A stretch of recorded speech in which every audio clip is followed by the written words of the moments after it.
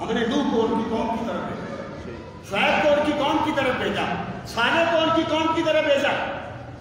تو جو نبی آیا ہی اپنی قوم کے لیے ہے تو وہ دوسروں کو دعوت کیسے دے سکتے ہیں جناب؟ نہیں دے سکتے۔ اس کے ماننے والے دوسروں کو دعوت کیسے دے سکتے ہیں؟ حضرت عیسیٰ جو آئے ہی بنی اسرائیل کی طرف سے، جب ایک غیر اسرائیلی عورت نے ان سے برکت چاہی، انہوں نے فرمایا میں صرف بنی اسرائیل کی کھوئی ہوئی بھیڑوں کی طرف بھیجا گیا ہوں۔ اب جو مذہب ہے ہی بنی اسرائیل کے لیے، وہ غیر اسرائیلیوں کو دعوت کیسے دے گا؟ وہ تو وفاقی مذہب ہے ہی نہیں، وہ تو ہے قبیلے کا مذہب۔ اور دوسری وجہ کیا ہے؟ دوسری وجہ یہ ہے کہ یہ چیز بھی پائی جاتی تھی، لوگ یہ کہتے تھے کہ جو ہمارے پاس حق ہے نا، جو ہمارے پاس دین ہے، ہم یہ کہتے ہیں وہ صرف ہمارے قبیلے کا حق ہے۔ دوسرے لوگ اتنے مقدس نہیں ہیں کہ وہ اس حق کو بیان کر سکیں۔ یہی وجہ تھی کہ وید کی تعلیم کو شودر نہیں دے سکتا تھا، برابر دیتے تھے۔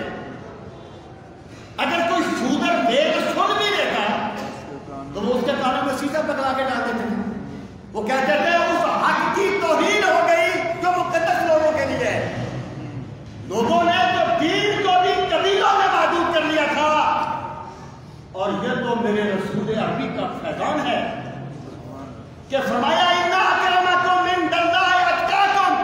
لوگوں، برتری کا معیار کوئی قبیلہ نہیں ہے، کوئی خاندان نہیں ہے، بلکہ جو بھی اللہ سے ڈرنے والا ہوگا اللہ اسی کو مقام عطا کرے گا۔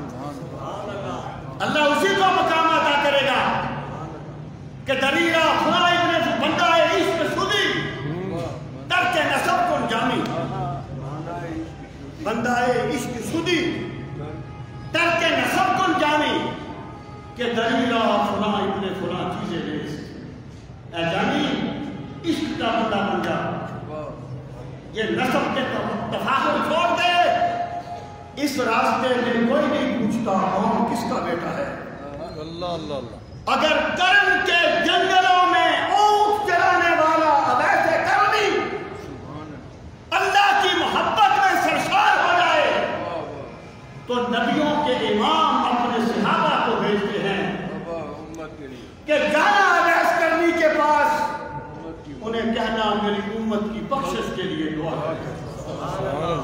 اور پھر کون گیا؟ مولا علی گئے تھے، حضرت عمر گئے تھے۔